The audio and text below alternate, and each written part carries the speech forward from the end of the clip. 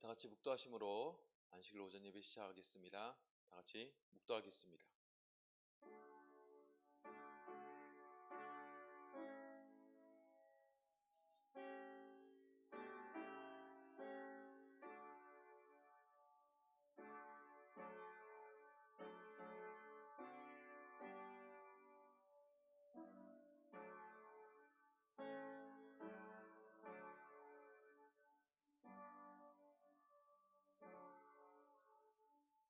할렐루야, 아멘. 주 예수 그리스도의 이름으로 안식일 오전 예배 시작하겠습니다. 찬송가 248장, 찬송가 248장입니다.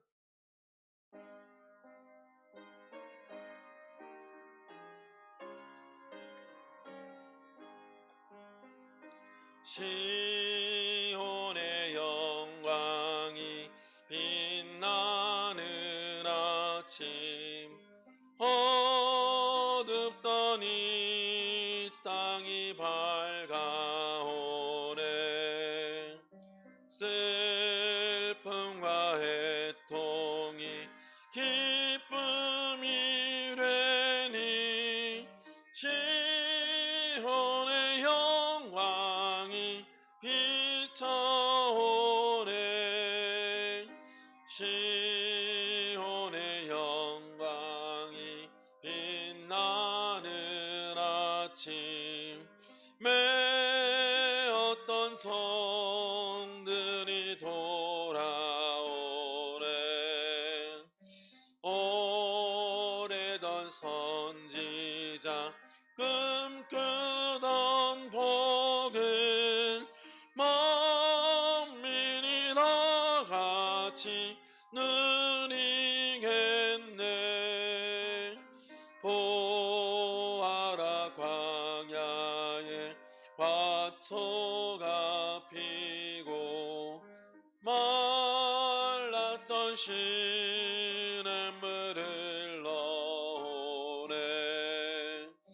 이 산과 저 산이 마주쳐 울려 주 예수 은총을 찬송하네.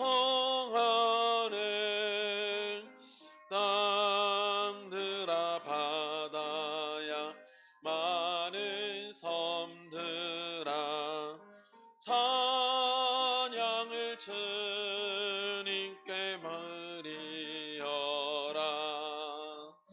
싸움과 죄악에 참혹한 땅에 찬송이 하늘에 사무치네.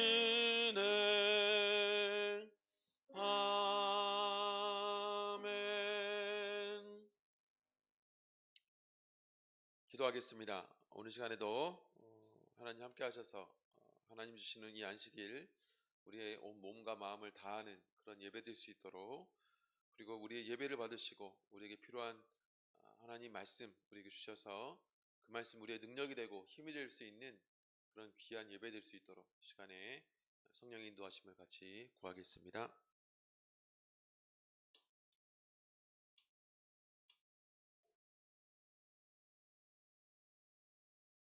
할렐루야. 주 예수 그리스도의 이름으로 기도하옵나이다.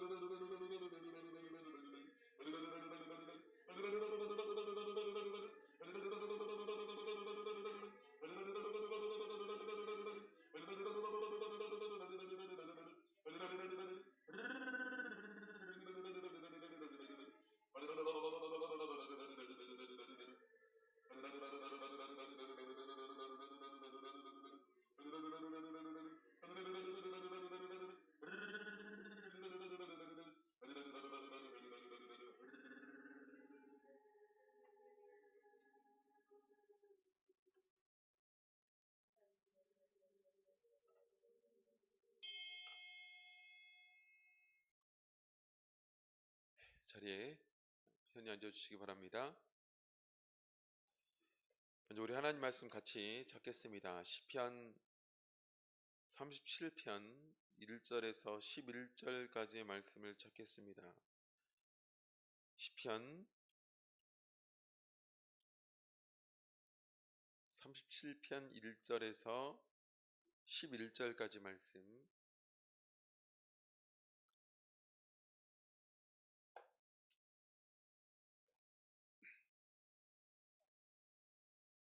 같이 읽겠습니다. 시편 37편 1절에서 11절 천천히 같이 읽겠습니다. 시작. 행악자를 인하여 불평하여 하지 말며 불의를 행하는 자를 투기하지 말지어다. 저희는 풀과 같이 속히 배임을 볼 것이며 푸른 채소같이 쇠잔할 것이미로다. 여호와를 의뢰하여 선을 행하라. 땅에 거하여 그의 성실로 식물을 삼을지어다. 또 여호와를 기뻐하라. 저가 내 마음의 소원을 이루어 주시리로다. 너의 길을 여호와께 맡기라. 저를 의지하면 저가 이루시고 내 의의를 빛같이 나타내시며 내 공의를 종호의 빛같이 하시리로다. 여호와 앞에 잠잠하고 참아 기다리라. 자기 길이 형통하며 악한 꾀를 이루는 자를 인하여 불평하여 말지어다. 분을 그치고 노를 버리라. 불평하여 말라. 행악에 치우칠 뿐이라. 대저 행악하는 자는 끊어질 것이나 여호와를 기대하는 자는 땅을 차지하리로다. 잠시 후에 악인이 없어지리니 내가 그곳을 자세히 살필지라도 없으리로다. 오직 온유한 자는 땅을 차지하며 풍부한 화평으로 즐기리로다. 아멘. 오늘 여기 있는 내용을 근거로 해서 세상이 불공평해 보일 때라는 제목으로 하나님 말씀 증거하겠습니다. 세상이 불공평해 보일 때 우리는 어떤 믿음을 소유해야 될 것인가 하는 내용을 같이 살펴보도록 하겠습니다. 오늘 이 안식일 맞이하는 동안에 요즘 날씨도 많이 춥고 또 코로나로 통해서 많이 위축되는 그런 상황 가운데서도 하나님의 말씀을 기억하고 이 안식일을 지키고자 하나님 앞에 나오신 모든 성도님들, 하나님이 이 안식일에 바로 약속하신 안식의 축복을 다 우리 성도님들 삶 가운데 주시고 또 말씀을 통해서 새로운 믿음을 허락해 주셔서 그 믿음 붙잡고 세상 가운데 하나님이 기대하시고 또 우리가 기대하는 하나님의 뜻이 우리 삶을 통해서 나타나는 그런 귀한 은혜가 저와 우리 성도들에게 있기를 간절히 원합니다. 우리가 이 세상을 살아나가면서 느끼는 여러 감정들이 있습니다. 때로는 이 세상을 살아가면서 볼 때 뿌린 대로 거둔다라는 그런 하나님의 공의가 이루어지는 일들을 세상에서 많이 보게 됩니다. 그래서 결국에 우리가 그런 모습을 볼 때 우리가 악한 삶을 살아가서는 안 되겠구나 라는 것을 교훈을 얻게 되고 하나님이 우리에게 말씀해 주시는 그 말씀의 길을 붙잡고 살아가는 것이 얼마나 의미 있는 일인지 이걸 깨닫게 되기도 합니다. 근데 우리가 만나는 많은 일들이 그런 일만 있지는 않은 것 같습니다. 때로 본문에서 자주 등장하는 그런 단어처럼 불평이라는 그런 마음이 우리 마음 가운데 생겨지는 일들이 우리는 눈을 통해서 보게 되고 또 우리 삶을 통해서 경험하게 된다라는 것입니다. 시편 37편 1절에 보면 행악자를 인하여 불평하여 하지 말며 불의를 행하는 자를 투기하지 말지어다. 7절 8절에도 보면 여호와 앞에 잠잠하고 참아 기다리라. 자기 길이 형통하며 악한 꾀를 이루는 자를 인하여 불평하여 말지어다. 8절에도 보면 그런 거에 대한 분과 불평에 대해서 말씀해 주고 있습니다. 불평이란 단어가 계속 등장하죠.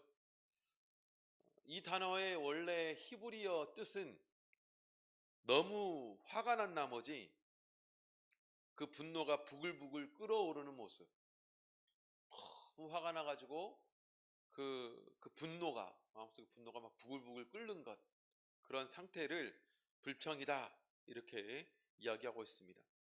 그러면 이 시편 기자는 왜 이 분노가 끓어오를 수 있는 그런 가능성 앞에 있게 되는 것일까?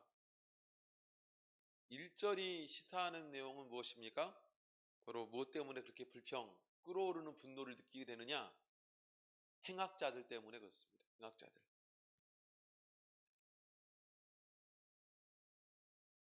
그냥 단순하게 그 주변에 악한 일을 행하는 사람들이 존재하고 있다거나 또 그런 것 때문에 불평하고 분노하는 것이 아니라 7절에 보면 그것도 참 분노할 수 있는 일인데 그것보다 더 분노할 만한 일이 뭐냐면 7절에 보면 여호와 앞에 잠잠하고 참아 기다리라. 자기 길이 형통하며 악한 꾀를 이루는 자를 인하여 불평하여 말지어다. 자기 길이 형통하며 악한 꾀를 이루는 자, 악한 꾀를 이루었다. 그러니까 악한 자들이 형통해지는 모습, 또 악한 자들의 꾀를 성취해가는 그런 모습들, 그런 모습들을 보면서 이 시편 기자는 분노하고 또 화가 날 수밖에 없는 그런 지경에 이르렀다라는 것을 말씀해 주고 있습니다.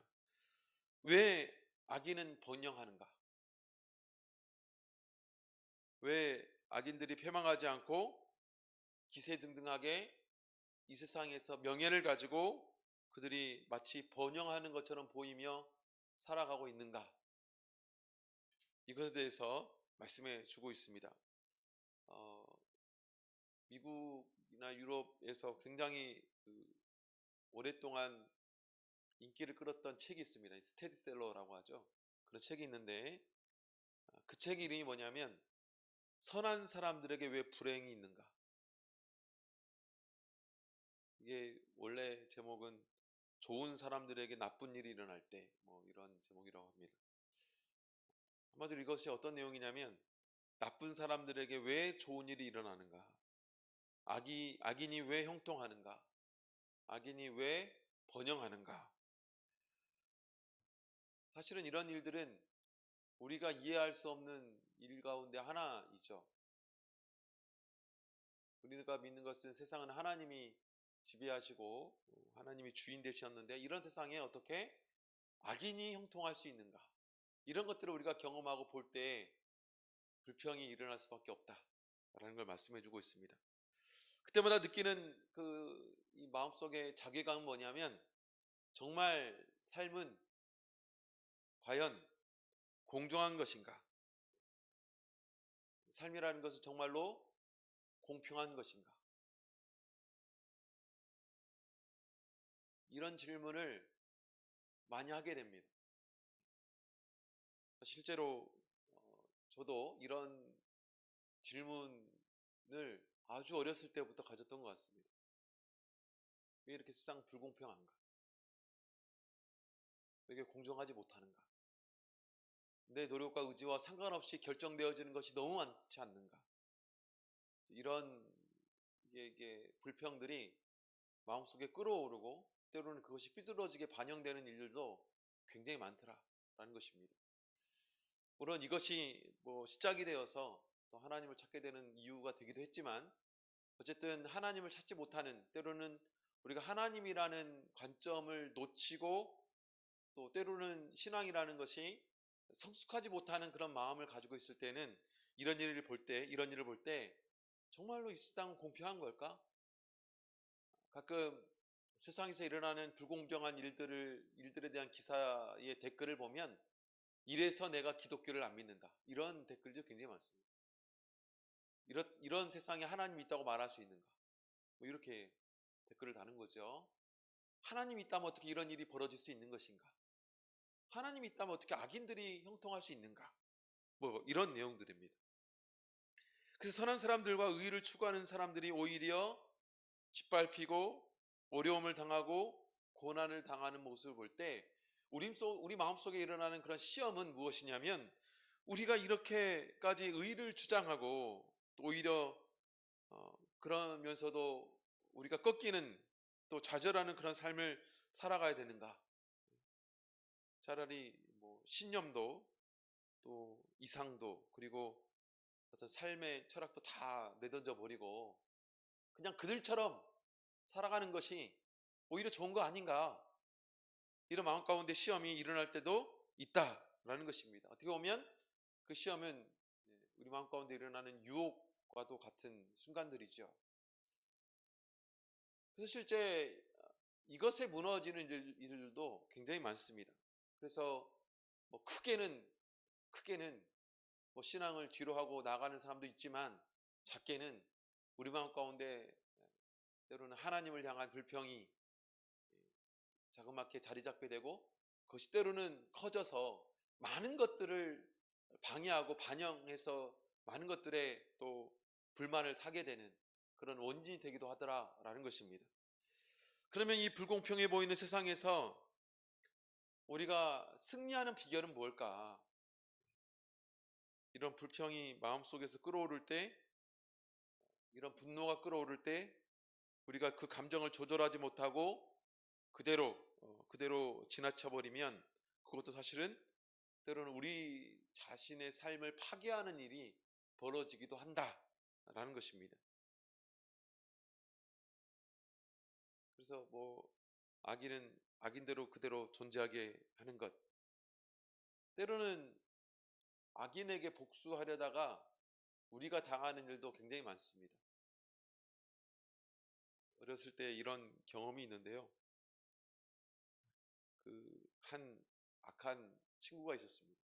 어렸을 때 이렇게 같은 동네가 아니고 같은 학교에 다녔는데 저 학교가 뭐 시골이다 보니까 여러 동네에서 그 학교를 갔어요. 당시에 제가 살던 그 동네가 쌍교동이었고 그 친구가 다니던 동네가 금동이었는데 사사건건 저한테 시비를 이제 거는 겁니다. 그러면서 어느 것까지 그 시비를 거냐면 네가 사는 동네는 쌍교동이니까 쌍놈이 사는 동네고 내가 사는 동네는 금동이니까 굉장히 뭐 좋은 동네다. 뭐 이러면서 막 놀리고 뭐 이렇게 막 가는 거예요. 제가 그래가지고 그 화가 나가지고 어느 날 이제 그게 쌓여가지고 저런 나쁜 놈이 있나 내가 응징을 하겠다 해가지고 이렇게 지나다가 이렇게 가시줄기가 있어서 그 가시줄기를 얼굴 내가 막 다 감아버려서 상처를 내주겠다 생각하고 가시줄기를 이렇게 끊어가지고 둘둘 말아가지고 이제 주머니에 우겹다짐을 집어넣습니다. 가시 주머니 집어넣는데 이게 잘 들어가겠어요? 가시 덤불인데. 근데 이제 그것을 이제 그 친구가 와가지고 이제 그걸 막 넣고 걸어가는데 막 찌르고 아프더라고요. 그런데 그냥 가서 그 친구가 보여서 그걸 싹 뺐는데 세상에 다리가 착 찢어지면서 바지도 쫙 찢어져 버렸어요. 그래가지고 상처는 제가 나고 집에 가가지고 어머니한테 얼마나 혼났는지 모릅니다. 바지 찢어 먹었다고. 그랬던 기억이 납니다. 가끔은 좀 악인이 즉세할 때 그런 생각이 들 때가 있습니다. 저걸 그냥 놔둬야 돼? 저걸 그대로 응징해야지? 하면서 때로는 악한 말로 때로는 악한 감정으로 그를 대하기도 하고 때로는 골탕 한번 먹어봐라 막 하는 그런 것들이 막 물밀듯 밀려올 때가 있어요. 경험해 보셨는지 모르겠습니다. 근데 사실은 우리가 그러려고 할 때 결국에는 우리가 손해다. 라는 걸 잊지 않아야 됩니다. 그것은 세상의 불공평한 이 세상에서 승리하며 살아갈 수 있는 방법이 절대 될 수가 없어요. 오히려 그런 악한 마음, 오히려 악을 악으로 대항하겠다는, 악을 악으로 대항하겠다는 잘못된 신념, 잘못된 방법을 우리가 취하는 것밖에 되지 않는다라는 것입니다. 그래서 우리가 그러면 선택할 수 있는, 이런 세상에서도 살아가며 승리할 수 있는 방법이 무엇인가? 시편 기자는 오늘 두 가지 중요한 내용을 요약해서 말씀해 주고 있습니다. 첫째는 뭐냐면 앞을 내다봐라. 앞을 내다봐야 된다. 두 번째는 위를 봐야 된다.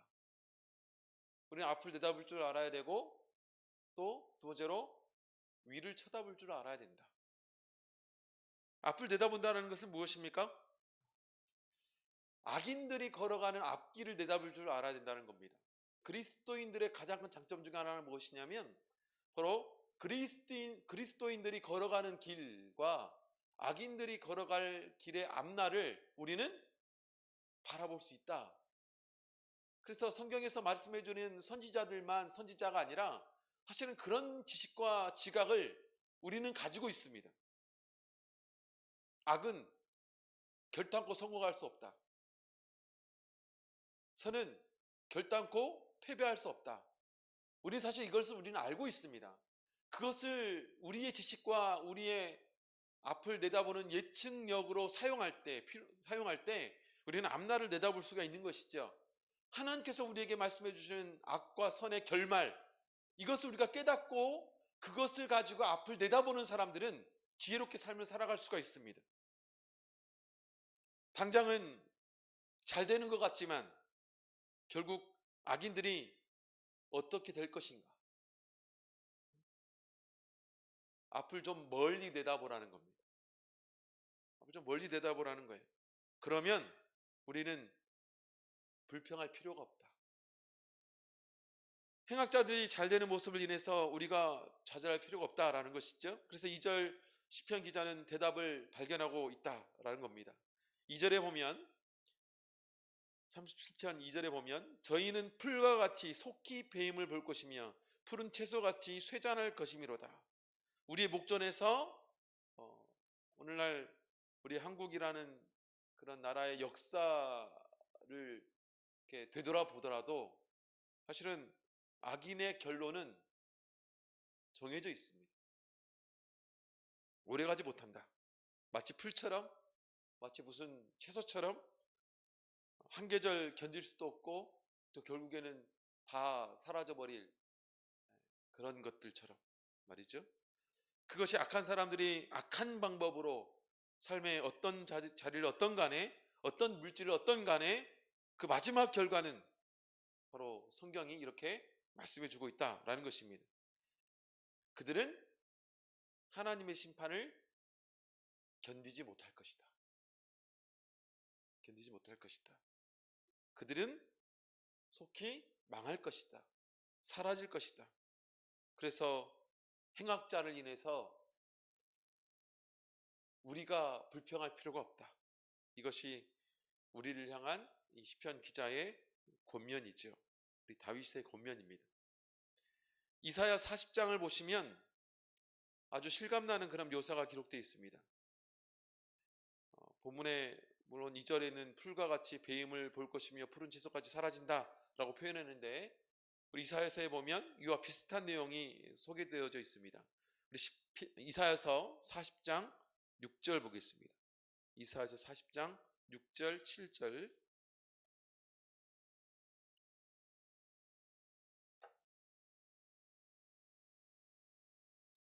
이사야서 40장 6절 7절 같이 읽겠습니다. 시작.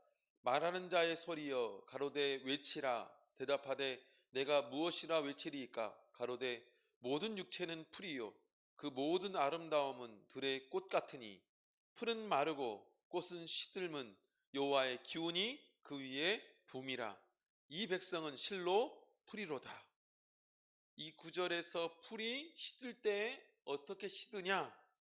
하나님의 기운이 그 위에 불면 풀은 다 사라진다. 여기서 하나님의 기운이라는 말은 하나님의 숨결, 뭐 이런 걸 말합니다. 한마디로 하나님이 한번 숨을 불면 다 사라지고 마는 것이 그들의 인생이다. 이걸 말씀해 주고 있는 것입니다. 하지만 특별히 악인들의 종말이 그렇습니다. 악인들의 종말이 그렇다는 거예요. 하나님이 한번 숨을 훅 쉬면 순식간에 사라질 수밖에 없는 것이 악인들의 종국적인 운명이다 라는 것을 말씀해 주고 있습니다. 그래서 본문 10절을 보면 그 당당하던 악인들의 모습, 그 세력을 갖고 악한 방법으로 불을 쌓고 명성을 쌓고 있었던 그들의 모습, 그 자리에서 결국에는 잠시 후에 그들이 아무것도 그들의 쌓았던 것을 볼 수 없게 될 것이다. 이렇게 말씀해 주고 있죠. 10절, 시편 37편 10절에 보면 잠시 후에 악인이 없어지리니 내가 그곳을 자세히 살필지라도 없으리로다. 하나님의 심판의 입기운이 한번 지나가고 나면 다 없어지고 만다. 다 없어지고 만다. 그래서 오늘날 잠시 악인이 이 땅에서 득세한다 할지라도 절망하지 마라 라고 말씀해 주고 있습니다. 심지어 37장 1절에 보면 투기하지 마라. 투기하지 마라. 투기가 뭡니까? 그런 재산이 나도 있었으면 좋겠는데, 그거죠. 믿기는 미운데 그들이 누리는 건 가지고 싶어. 이게 투기. 그래서 미워요. 그럴 필요 없다. 그러지 마라. 그래서 한동안 악인이 형통한다고 해서 좌절하거나 삶에 대해서 우리가 믿음으로 정한 이상을 포기하지 마라.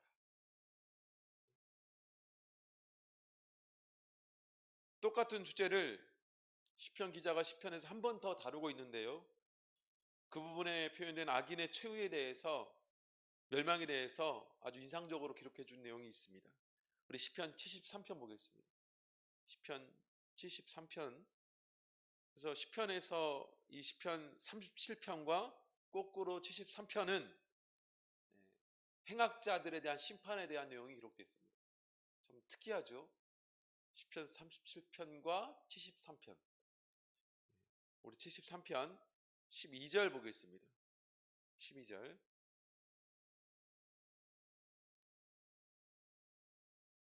같이 한번 읽어보겠습니다. 시작. 볼지어다 이들은 악인이라 항상 평안하고 재물은 더하도다. 똑같은 모순이죠. 우리가 생각할 때는 모순. 악인인데 그들은 항상 평안하고 항상 재물이 이렇게 쌓여 있어요. 하는 족족 잘 되는 거죠. 그래서 똑같은 불공평, 그런 삶에 대한 모순이 기록되어 있습니다. 그리고 13절을 보면 내가 결백하게 살려는 내 삶의 모습이 그러다 보니까 더 어떻게 느껴져요? 허무하게 느껴져요. 내가 산 건 무엇인가? 내가 추구했던 건 무엇인가? 내가 붙잡았던 믿음의 정절은 무엇인가? 뭔가 허무하고 뭐 이럴 때가 있잖아요. 안 그렇습니까? 우리 73편 13절 보겠습니다. 같이 읽어보겠습니다. 시작. 내가 내 마음을 정의하며 내 손을 씻어 무관하다 한 것이 실로 헛되도다.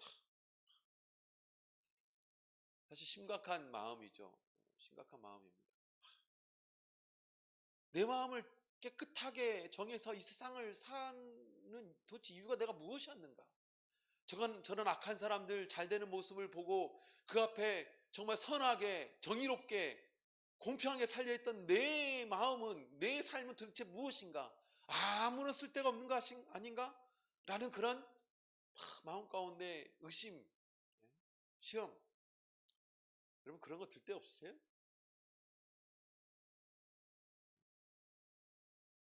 그러니까 우리의 노력이 배반당할 때 있잖아요. 우리의 노력이 배반당할 때, 우리의 이 절제가 배반당할 때, 신앙인들은 사실 그럴 때가 있습니다. 만약 이럴 줄 알았다면 내가 좀 악하게 살 걸. 이럴 줄 알았다면 내가 좀 적당히 좀 타협하며 살 걸. 이런 마음이 막 스물스물 올라오잖아요. 그래서 14절 15절에 보면 그런 내용이 기록되어 있어요. 시편 73편 14절 15절. 나는 종일 재앙을 당하며 아침마다 징책을 보았도다. 내가 만일 스스로 이르기를 내가 이렇게 말하리라 하였다면 주의 아들들의 시대를 대하여 괴유를 행하여 쓰리이다. 주의 아들들의 시대를 대하여 괴유를 행하여 쓰리이다. 내가 만약 이렇게 살았다면 그들처럼 그런 행동하며 살 걸. 그렇죠? 16절 상반부를 생각을 좀 해보면 16절 상반부를 이렇게 말하고 있습니다. 내가 어찌면 이를 알까 하여 생각한대. 그런 고민이 드는 거죠. 이런 인생의 부조리, 악인의 번영, 이런 말도 안 되는 참 견디기 힘든 이 눈으로 보는 이런 뒤집혀진 현실을 볼 때 고민이 되는 거죠. 그랬더니 뭡니까? 내가 심히 곤란하다. 참 이걸 어떻게 표현해야 되느냐? 우리 자녀들이 야, 너는 선하게 살아야 돼. 하나님 뜻이야 라고 말했는데 그렇게 안 살아도 세상 잘 사던데 아빠가 어떻게 된 거야? 라고 물으면 자녀들이 물으면 뭐라고 대답할까? 네, 곤란하죠. 참 곤란합니다. 그래서 17절에 그에 대한 깨달음이 옮죠. 17절에 보겠습니다. 시편 73편 17절. 하나님의 성소에 들어갈 때에 저희 결국을 내가 깨달았나이다. 하나님께 나와야 됩니다. 또 18절에 보면 주께서 참으로 저희를 미끄러운 곳에 두시며 파멸에 던지시니 저희가 어찌 그리 졸지에 황폐해 되었는가 놀람으로 전멸하였나이다. 결국에 하나님 성소에 들어갈 때 깨닫게 되죠. 무엇을 또 깨닫게 되느냐? 주께서 마침내 그들을 심판한다. 심판한다. 결국에 심판주는 하나님이시다라는 것을 더 깨닫게 되는 것이죠. 그래서 우리가 이런 문제를 다룰 때 정당하게 좀 모은 재산들, 정당한 방법으로 건강하게 뭔가 부를 축적하고 때로는 명예를 얻고 어떤 위치를 차지하는 것, 이런 것을 우리가 시기하며 질투하며 그것 때문에 불평하면 절대로 안 됩니다. 그들의 잘 되는 삶, 뭐 그럴 수 있다는 거죠. 좀 돈을 버는, 아름답게 돈을 버는 그것, 뭐 그것을 어떻게 우리가 불평할 수 있겠어요? 그런데 불의한 방법으로 불의하게 자기 삶을 세워가던 사람들, 그런 모습들을 보면서 내가 의롭게 살아가는 나의 삶이 후회스럽고 하는 그런 불평들, 그런 불평은 그쳐야 된다. 그런 절망은 하지 말아야 된다. 왜냐하면 저들은 주께서 반드시 다루실 테니까. 그들은 한순간에 졸지에 황폐화 될 것이니까. 그렇기 때문에 악인들의 흥황함을 인해서 불평하지 말라라고 말씀해 주고 있는 것입니다. 이것이 성경의 답이죠. 그러면 두 번째, 악인들이 마지막 결국을 내다보시고, 두 번째로는 이제는 우리가 위를 봐야 된다. 시편 37편 3절에서 7절에 보면 기록되어 있는 내용들인데요, 위를 봐야 된다. 위를 보라는 얘기가 무슨 뜻입니까? 바로 하나님을 보라는 것입니다. 하나님을 보시라는 거예요. 하나님을 보고 어떻게 해야 될 것인가? 본문에 4가지 명령이 기록되어 있습니다. 하나님을 보고 어떻게 행해야 되느냐? 4가지에 대해서 말씀해 주고 있어요. 그래서 하나님을 바라보면서 살아야 될 우리의 삶의 스타일, 이 악한 시대에, 이 불의하고 불공평한, 불공정한 오늘날 이 시대 속에서 우리가 하나님을 바라보고 추구해야 될 그런 삶의 모습, 삶의 습관, 삶의 태도가 무엇이냐? 4가지로 기록되어 있습니다. 3절에 보면 여호와를 의뢰해야 된다. 4절에 보면 여호와를 기뻐해야 된다. 5절에 보면 여호와께 맡겨야 된다. 7절에 보면 여호와 앞에 기다려야 된다. 이렇게 말씀해주고 있어요. 이 네 가지는 사실은 우리가 신앙생활을 하면서 이 세상을 더불어 살며 이 세상 가운데서도 흔들리지 않고 유지해야 되는 우리 삶의 모습, 삶의 스타일, 이걸 잘 정의해서 우리에게 말씀해주고 있고 명령해주고 있는 것입니다. 첫 번째는 바로 여호와를 의뢰하십시오. 여호와를 의뢰하십시오. 여기서 말하는 의뢰한다는 말은 무엇입니까? 의뢰한다. 3절에 보면 그렇게 되어 있어요. 3절에 여호와를 의뢰하여 선을 행하라. 땅에 거하여 그의 성실로 식물을 삼을지어다. 의뢰한다. 의뢰한다라는 말의 본래 뜻이 뭐냐면 끈을 맨다는 뜻입니다. 끈을 맨다. 그래서 단순하게 그냥 믿는다 라는 말보다 더 좀 구체적이고 깊은 뜻을 가지고 있지요. 하나님과 나를 연결시키고 하나님에 의해서 이끌림 받아 살아가는 그 삶을 말해주고 있습니다. 그게 의뢰하는 것입니다. 그래서 종교라는 말이 있잖아요. 종교가 라틴어에서 온 말이라고 합니다. 그런데 그 라틴어의 원어의 뜻이 뭐냐면 맨다라는 뜻입니다. 이게 종교예요. 그래서 종교라는 것은 삶을 온통 그 종교의 대상과 묶는 것을 말합니다. 그래서 다른 것을 종교화하는 것이 그게 우상이고 그 삶이 어리석을 수밖에 없는 것이 그것이죠. 거기에 목을 매는 것입니다. 사실은 이것은 우리에게 있어서 무엇입니까? 창조주이신 하나님과 연결 안에서 살아가는 삶. 하나님께 좀 붙들려서 하나님을 의지하고 그런 살아가는 그 삶. 그래서 하나님에 의해서 좀 이끌림을 받는 그런 삶을 살아가야 된다. 이렇게 말씀해주고 있는 것이죠. 그래서 세상이 악할지라도, 세상이 불공평할지라도, 불의할지라도 하나님에 의해서 이끌림을 받아 살아가는 그런 삶을 살아야 된다라는 것입니다. 그래서 3절에 여기서 여호와를 의뢰하라 라는 그런 명령과 함께 강조된 단어가 무엇이냐? 선을 행하라. 그래서 내가 하나님께 연결되어 있으면 하나님께 이끌림 받는 삶을 살 것이고, 하나님께 이끌림을 받는다면 나는 하나님께서 원하시는 삶을 살아갈 수밖에 없는 것이죠. 그 삶이 무엇입니까?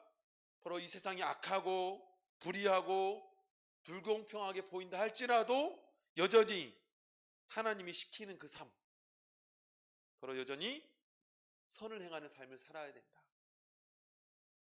이것을 말씀해 주고 있습니다.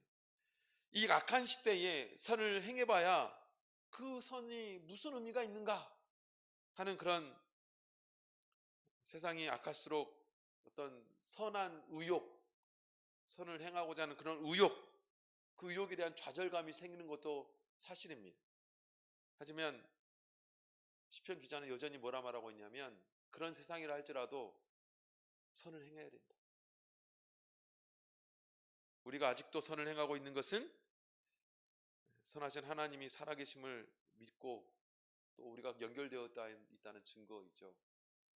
이런 세상에서 우리가 그것에 휘둘리지 않고 여전히 하나님 말씀을 들을 때마다 그런 삶을 살겠노라, 그 의욕이 불릴 듯 해서 그렇게 노력하고 힘쓰려고 하는 이유는 무엇이냐?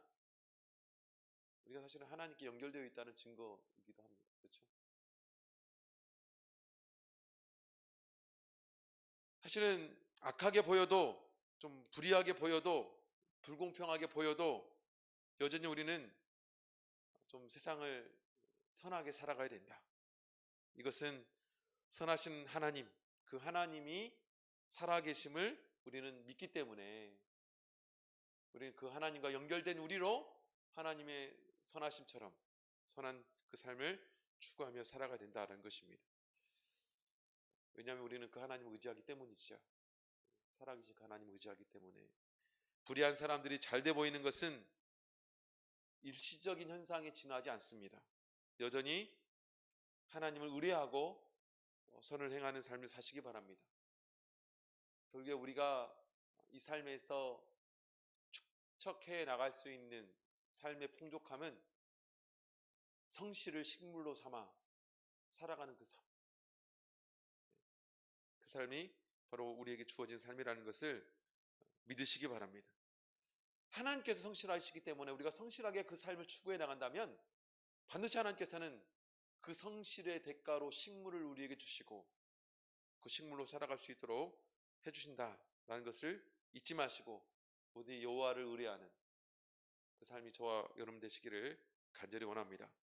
두 번째로 여호와를 기뻐하시기 바랍니다. 여호와를 기뻐하십시오. 어떻게 하면 여호와를 기뻐할 수 있을까요? 우리가 우리 신앙생활의 한 목표로 삼아야 될 중요한 것이 있다면 무엇이냐? 여호와를 정말로 기뻐하는 것입니다. 여호와를 정말로 기뻐하는 것. 여러분 한번 스스로에게 물어보십시오. 하나님을 즐거워하십니까?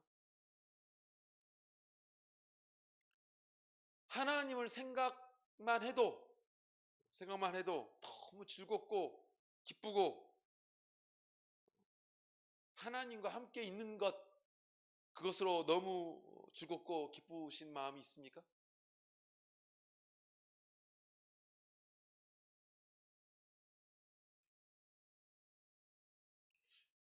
그게 사실은 정말 중요한 우리 신앙의 목표인 것 같습니다. 하나님을 생각만 해도 하나님이 나와 함께 있다라는 것을 안다라는 것이 얼마나 좋은 것인지, 그것이 우리 신앙의 정말 중요한 목표가 되어야 된다라는 것이죠. 어떻게 하면 하나님을 기뻐하는 그런 삶을 살아갈 수 있을 것인가? 한번 생각해 보셨습니까? 어떻게 하면 하나님을 기뻐할 수 있을 것인가?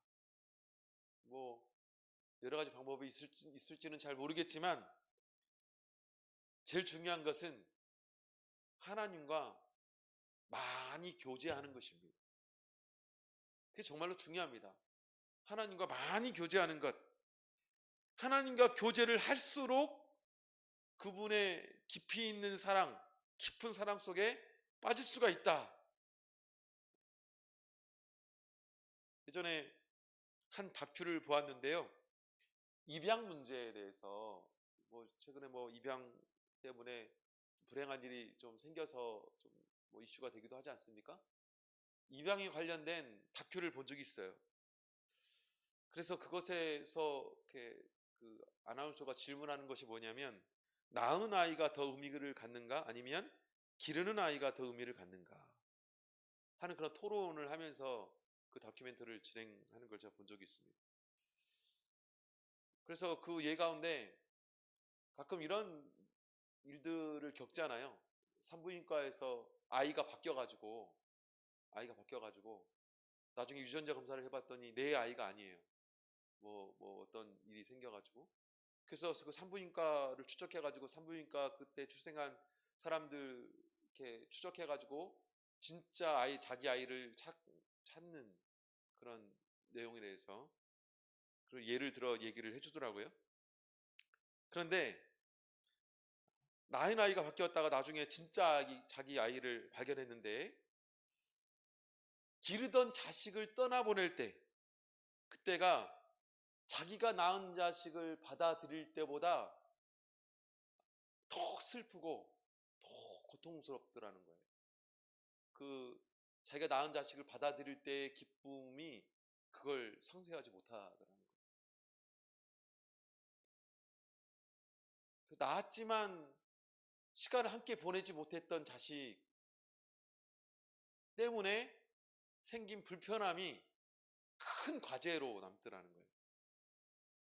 낳았는데 분명히 내 자식인데 오랫동안 평생을 같이 하지 못했던 그 자식과 이제 내 자식이라고 생각하고 사는 게 더 힘들고 더 어색하고 더 고통스럽다는 거예요. 희한하죠? 내 자식인데. 그런데 달마다 떠나보낸 자식이 생각이 나는 거예요. 이게 무슨 얘기를 이제 하면서 그 얘기를 하냐면, 사람은 그 사랑을 하는 데 있어서 시간을 함께 하는 것만큼 중요한 것이 없다는 겁니다.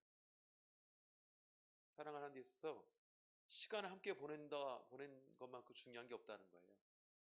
물론 피도 중요하지만 함께 보낸 그 시간 함께 보내는 정이 들고 사랑을 하게 되고 더 깊은 그런 애정이 생기는 것, 그게 정말 중요하다는 것입니다. 그게 교제죠. 그것과 물론 뭐 100% 일치할 수는 없겠지만 그것과 마찬가지로 생각 줄 수 있는 것이 무엇이냐면, 하나님과 시간을 함께 보내지 못한 사람이 어떻게 하나님을 기뻐할 수 있는가? 이건 당연합니다. 그럴 수 없는 것입니다. 깊은 하나님을 묵상하고 또 기도하고 그 말씀을 즐거워하면서 그 하나님 말씀을 들으면서 그분에게 내 기도 가운데 내 모든 인격체를 드리고 또 그 하나님의 위로하심을 경험하고, 그러한 모든 하나님과 나와의 그런 교제 가운데 사실은 사랑이 생기는 것이고, 그런 교제 가운데 그리고 내가 하나님을 기뻐할 수 있는 그 사랑의 마음이 생기는 것입니다. 그게 정말 중요하다는 거예요. 그래서 우리 아동반 찬양 가운데 이런 찬양 있죠? 가진 것이 많아도 행복하지 않아요. 가진 것이 없어도 행복할 수 있어요. 하나님과 함께하는 시간이 오직 참 행복 참 기쁨이죠. 가진 것이 많아도 감사할 수 없어요. 가진 것이 없어도 감사할 수 있어요. 하나님과 함께하는 시간이 오직 참 행복 참 기쁨이죠. 하나님 함께하는 시간이 내겐 가장 큰 행복이지요. 가진 것 없어도 감사할 수 있어요. 어떨 때면 하나님과 함께라면. 이게 마음속 깊이 공감될 수 있는 것은 사실 우리가 하나님과의 교제, 하나님과 함께 있을 때를 많은 경험을 통해서 체득될 때 사실은 이것이 진정으로 우리 마음 가운데 들어오는 것이죠. 돈 하나도 필요 없어. 내가 하나님 품에 있는 것이 이렇게 좋은 건 좋은데. 건강? 이것도 어떻게 보면 쓸데없어. 내가 하나님과 이렇게 같이 있을 수 있는 것이 얼마나 좋은 일인데. 그걸 마음속 깊이 누릴 수 있는 것은 무엇이냐면, 하나님과 날마다 교제하는 그 삶 가운데 생겨나는 그 사랑이 우리를 그렇게 만드는 것입니다. 그래서 하나님과 함께함이 기쁨이고 즐거움이고 행복이라는 그 사실을 잊어버리시면 안 됩니다. 이런 우리들이 되기 위해서 좀 그 하나님과 깊은 교제를 좀 하셔야 돼요. 깊은 교제. 어떻게 해요?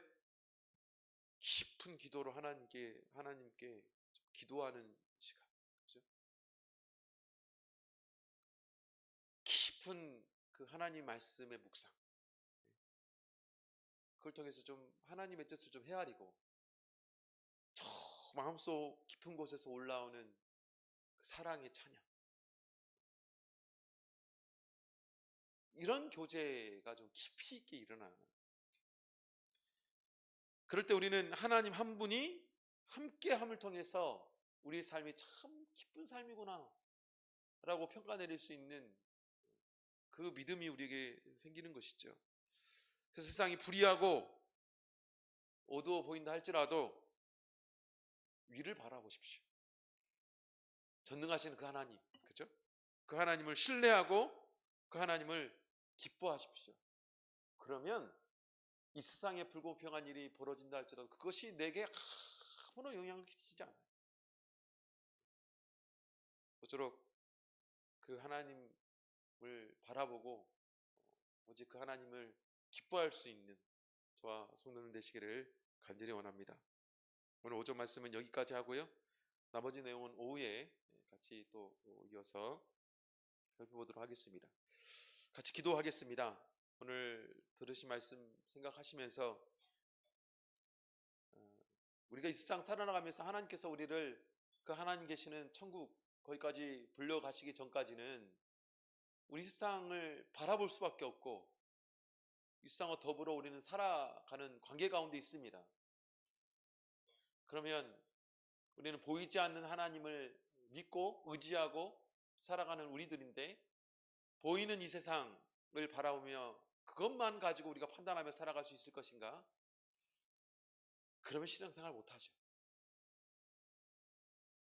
하지만 오늘 여기는 이 말씀, 우리의 믿음의 선진들도 우리처럼 다 고민했던 그 고민 가운데 하나님께서 그들에게 주었던 하나님, 그리고 이 세상에 대한 하나님의 뜻, 그걸 우리가 이 말씀을 통해서 배워가고 또 이 말씀을 통해서 우리가 붙잡고 살아나간다면 무엇보다도 우리의 믿음의 선진들이 누렸던 하나님과 더불은 행복과 기쁨의 삶이 반드시 우리에게도 있을 거라고 믿습니다. 모쪼록 이런 삶이 될 수 있도록 같이 성령 의지해서 기도하겠습니다.